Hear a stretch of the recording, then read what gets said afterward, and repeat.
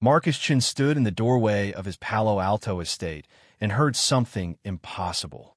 Music, not from speakers, not from a device, human voices singing together in harmony that sounded like hope. He froze, briefcase slipping from his fingers and hitting the marble floor with a crack that echoed through the empty foyer. For 4 years, that house had been silent. The kind of silence that eats you alive from the inside, that makes you forget what joy even sounds like. But now, voices, 3 small voices and one deeper, warmer one, were singing somewhere inside his home. Marcus's heart hammered against his ribs.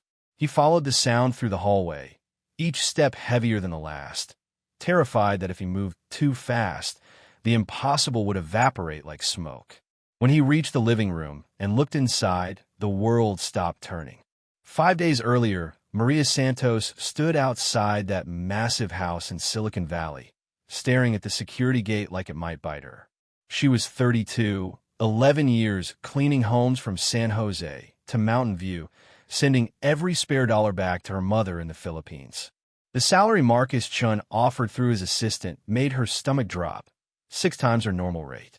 That kind of money only comes with impossible situations. When the gate opened and she drove through, past manicured lawns and fountain sculptures, past the kind of wealth she'd only seen on screens, Maria understood why he was desperate. The house was beautiful. It was also completely, utterly dead. Marcus met her at the door. 47, tech billionaire.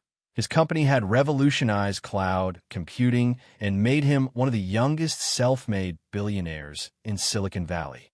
But none of that success showed in his eyes. He looked like a man who hadn't slept in years.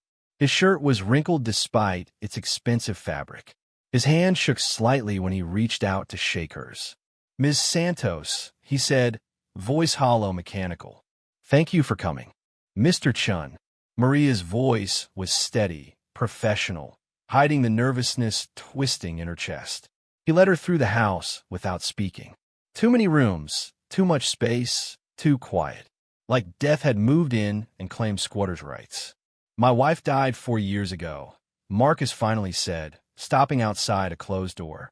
His voice was flat, empty of everything except exhaustion. "Car accident. Since then, my triplets, Lily, Emma, and Sophie, they're 7 now. They've completely shut down." Maria waited, letting him find the words. "They're autistic," he continued. "All 3. High support needs. Before the accident, they were making progress, speech therapy, occupational therapy, connecting with us. But after Sarah died, they just..." His voice cracked. "Disappeared. Into themselves. 17 caregivers couldn't reach them. Specialists from Stanford, from UCLA, from everywhere. Nobody can help them." He opened the door. Maria looked inside and felt her heart crack open. 3 identical girls sat in separate corners of an enormous playroom. Lily in the far left, rocking back and forth, staring at nothing. Emma in the middle, spinning the wheel of a toy car over and over with blank eyes. Sophie by the window, hands flapping rhythmically while she hummed a single, tuneless note that made Maria's throat tighten. Beautiful children. Dark hair like their father's, delicate features that must have come from their mother. 7 years old, but looking so much smaller, so much more fragile, like they were disappearing right there in front of her. "They don't speak," Marcus said quietly. "Don't make eye contact. Don't respond to their names.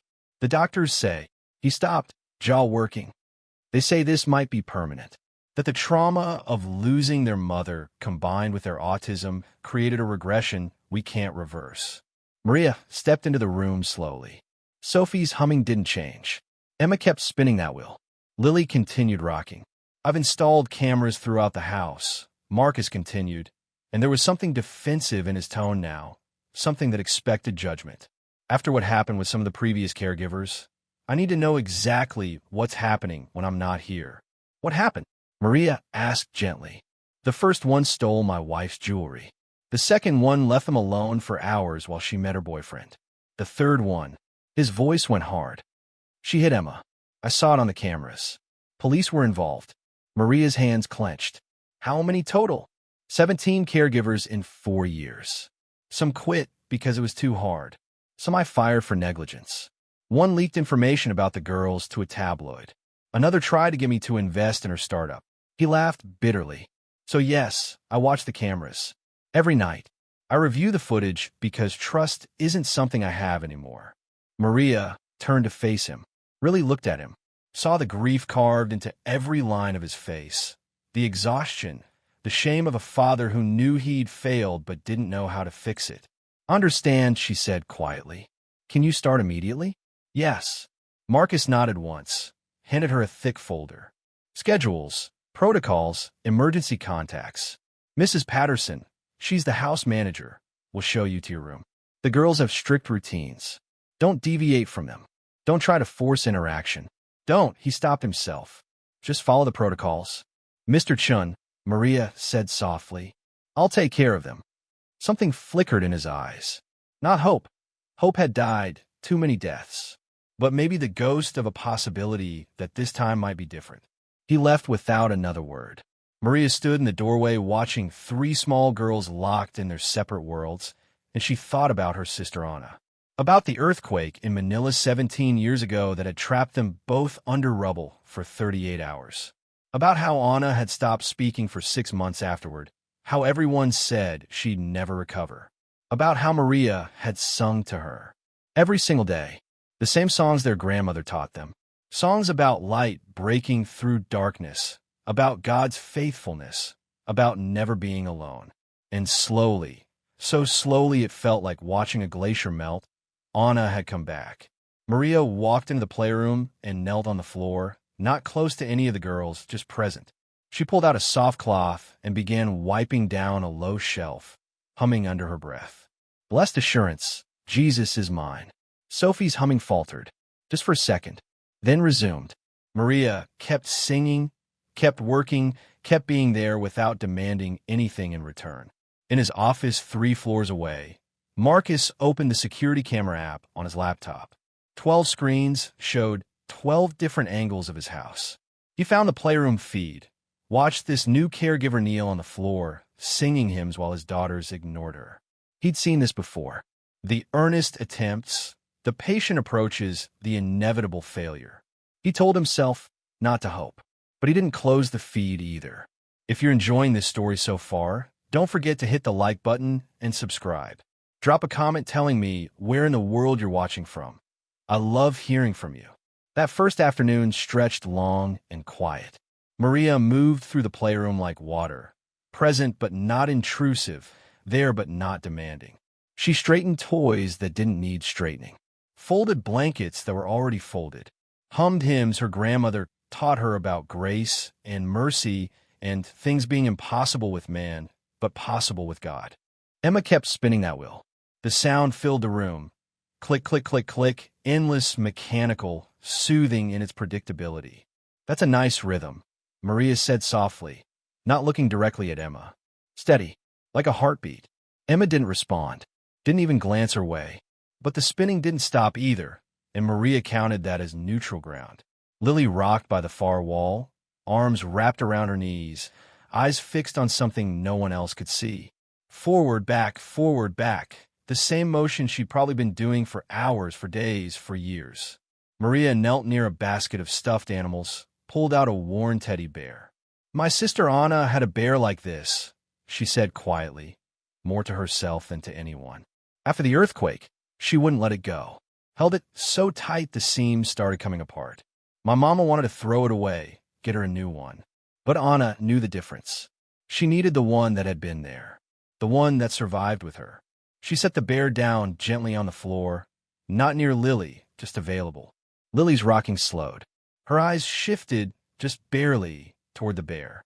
Maria didn't react, kept her face neutral, kept humming. Come thou fount of every blessing, tune my heart to sing thy grace. Sophie stood by the window, hands flapping rapidly at her sides, stimming the clinical term, but Maria thought it looked more like trying to shake off feelings too big for a 7-year-old body to hold. Her humming had shifted from one note to something closer to a melody, matching Maria's song without seeming to realize it. You have a beautiful voice, Sophie, Maria said gently. My grandmother would say you're natural.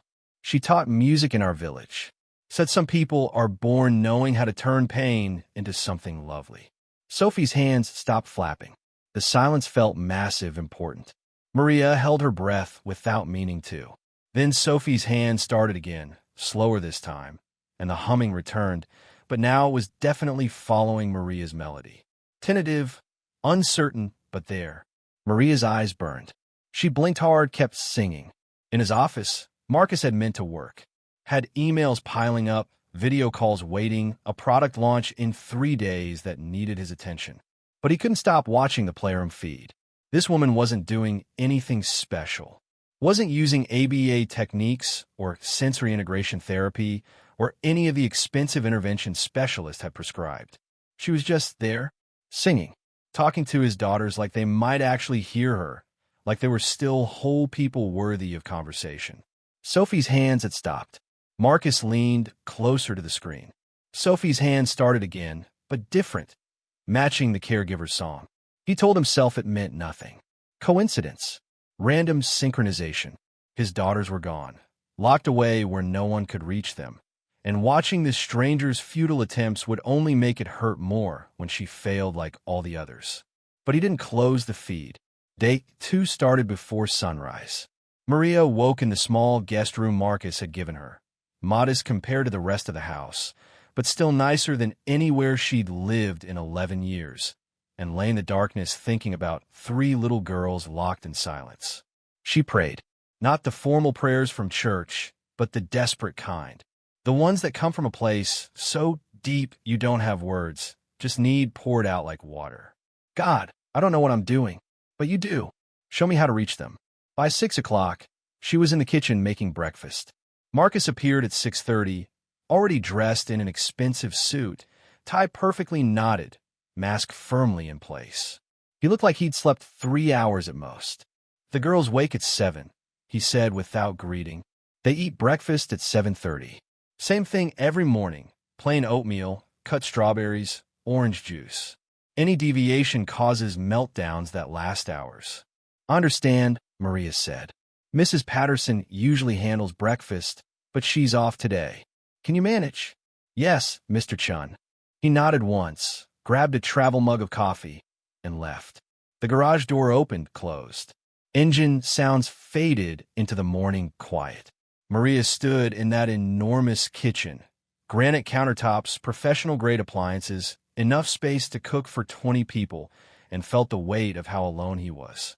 How alone they all were in this massive house that was really just a beautiful prison. At 7 o'clock, she heard movement upstairs. She went to check on the girls. Lily was already awake, sitting on her bed, rocking. Emma lay curled in a ball, awake but not moving, eyes open and empty. Sophie stood at her window, forehead pressed against the glass, hands pressed flat against it too, like she was trying to push through to somewhere else. Good morning, Maria said softly from the doorway. Breakfast will be ready soon. No response. She hadn't expected one. But as she turned to leave, Sophie's reflection in the window showed her eyes tracking Maria's movement. Watching, Maria's heart squeezed. She kept her face neutral, walked back downstairs. Breakfast was silent. The girls sat at the kitchen table in their assigned seats. The same seats they'd probably occupied for 4 years, because change meant chaos, and chaos meant pain. Maria served the oatmeal exactly as Marcus had instructed. Plain, no sugar, no cinnamon, nothing that might trigger sensory overload. They ate mechanically. Lily took tiny bites, chewed each one exactly 15 times, Maria counted before swallowing.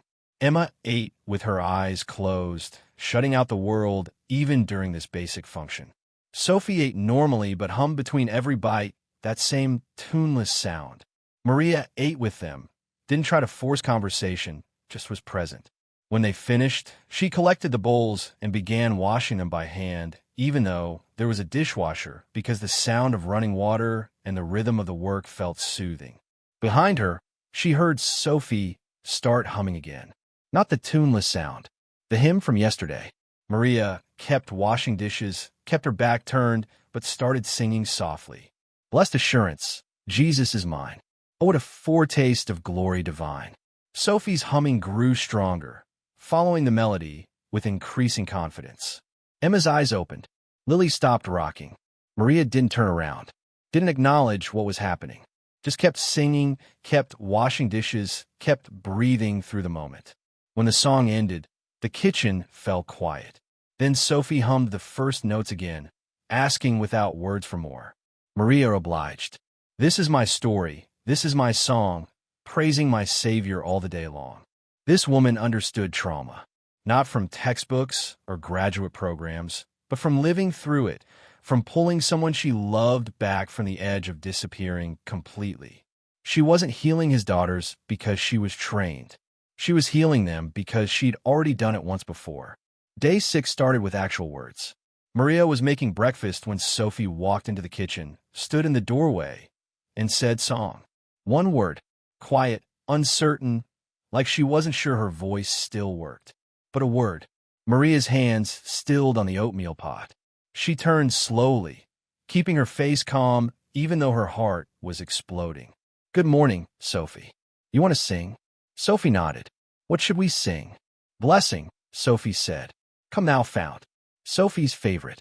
Maria started singing, and Sophie joined in, humming at first, then actual words, fragmented, imperfect, but there. Come, blessing heart sing. Lily appeared in the doorway, drawn by the sound. Then Emma, still rubbing sleep from her eyes. And all 4 of them stood in that kitchen while sunrise light spilled through the windows, singing together. 3 small broken voices and 1 steady one, weaving something that sounded like hope. Marcus came downstairs for coffee and stopped on the bottom step, listening. His daughters were singing. Actually singing. Sophie was saying words. After 4 years of silence, his children were using their voices. He couldn't go into the kitchen, couldn't face them while tears were streaming down his face. So he stood on that step, hand pressed against the wall, and listened to a miracle he'd stopped believing could happen. Later that morning, after the girls were settled in the playroom, Maria found Marcus in his office. She knocked on the open door. Mr. Chen. He looked up from his laptop, and Maria saw immediately that he'd been crying. His eyes were red, puffy. He didn't bother hiding it.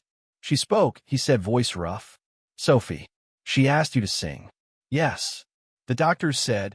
He stopped, shook his head. They said the regression was likely permanent, that we should focus on behavioral management, not recovery, that I should accept who they are now and stop hoping for who they used to be. Maria moved into the office, sat in the chair across from his desk. What do you think? I think they were wrong, Marcus said. I think my daughters were never gone. They were just. He struggled for the word. Hiding, Maria offered gently. Hiding from pain too big to face. But hiding doesn't mean gone, Mr. Chen. It just means scared. How do you know what to do? The question came out desperate, raw. The specialists, the therapists, they all had methods, protocols, evidence-based interventions. But you just walk in, and in less than a week, you've accomplished what they couldn't in 4 years. How? Maria was quiet for a moment. Then, when I was 15, there was an earthquake in Manila. Big one, 7.2 magnitude. Our apartment building collapsed. My sister Anna and I were trapped in a pocket under the rubble for 38 hours. Marcus listened, really listened. Anna was 12. For those 38 hours, she didn't cry, didn't scream, didn't panic. She just went somewhere else in her head. Shut down completely. Even after they pulled us out, even after we were safe, she stayed gone. Wouldn't talk, wouldn't eat, barely slept. Doctors said it was trauma response, said it might be permanent. What did you do? I sang to her, Maria said simply. Every single day. The songs our grandmother taught us about God never leaving us, never forgetting us, always being present even when we can't see him. I sang and I waited, and I believed she'd come back when she was ready. And after 6 months, she did. First just humming, then a word, then sentences. Then my sister again, changed but whole. That's why you sing, Marcus said quietly. It's the only language I know for speaking to pain that's too big for words, Maria said. Your daughters aren't broken, Mr. Chen. They're grieving. Still, after 4 years. Because nobody taught them it was safe to come back. Nobody showed them that the world could be good again, even after losing everything. Marcus's face crumpled. I failed them. No, Maria said firmly. You survived. You got up every day and went to work and kept this house running and made sure they had everything they needed. That's not failure. That's strength. But I wasn't there. Not really. I was just going through motions. So were they, Maria said gently. You were all going through motions because that's what you do when the pain is too big. You survive however you can. But now, she smiled slightly. Now we teach them how to do more than survive. We teach them how to live again. Marcus wiped his eyes roughly. I don't know how to do that. Yes, you do. You just forgot. Maria stood up. This afternoon, come to the playroom at 3. Don't work. Don't take calls. Just come. Why? Because your daughters need to see you. Not the father who's always busy, always gone. You, present, available here. Marcus started to argue. He had meetings, deadlines, responsibilities, but Maria's expression stopped him. 3 o'clock, she repeated. Then she left.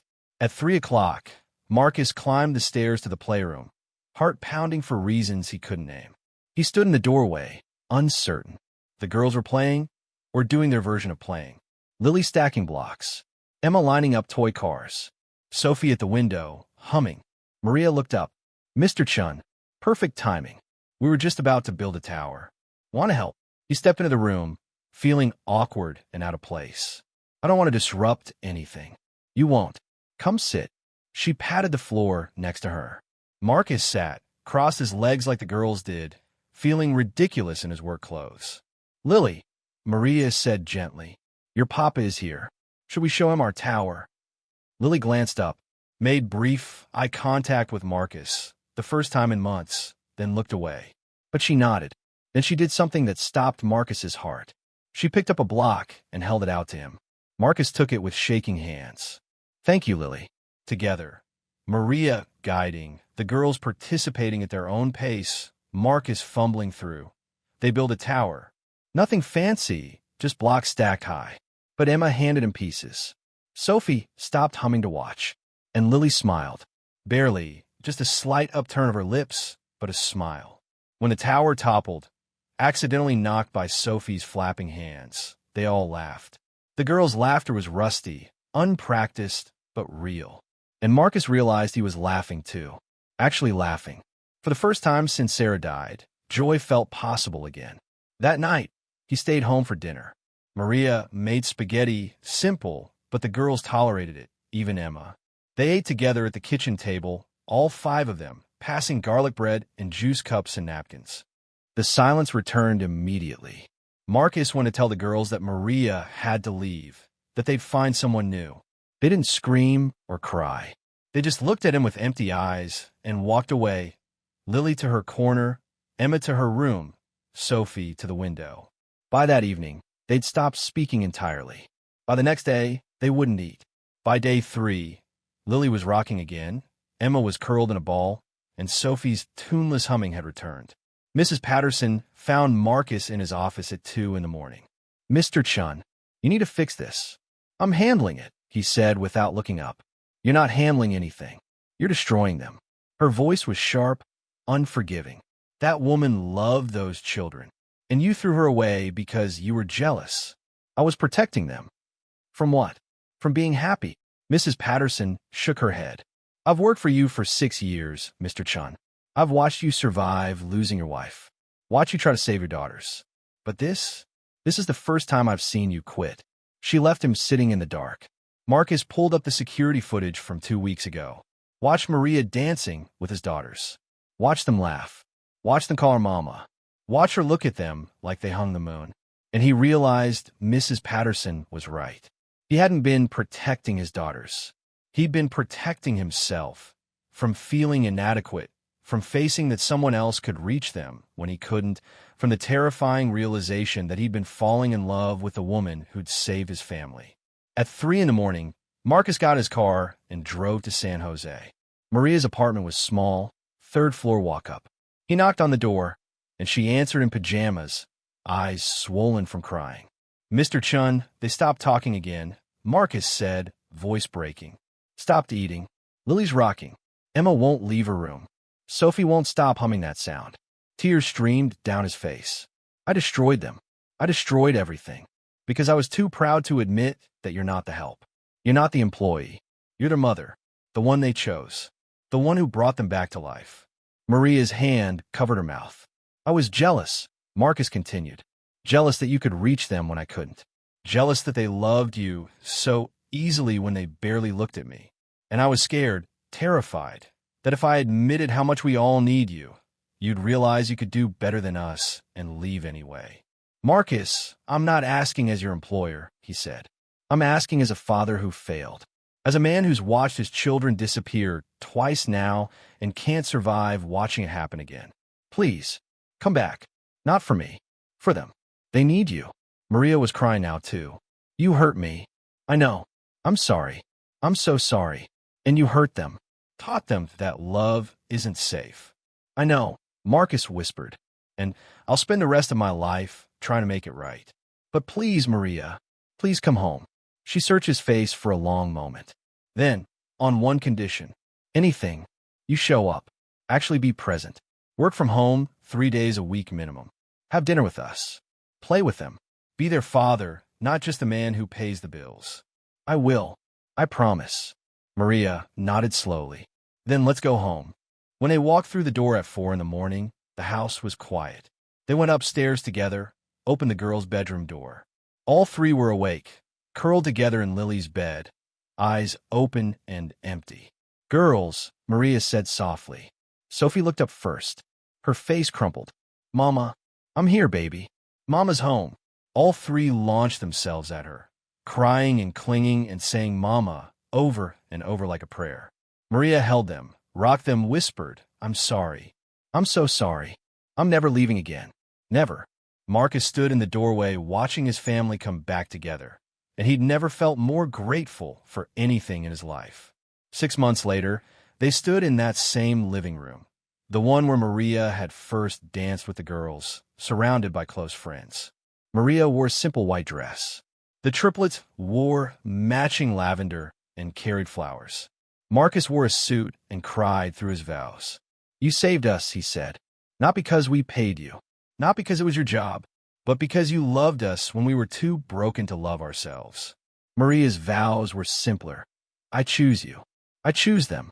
I choose this family. Every day, forever. When they kissed, the triplets cheered. Sophie shouted, Papa kissed Mama. Emma giggled. Lily clapped.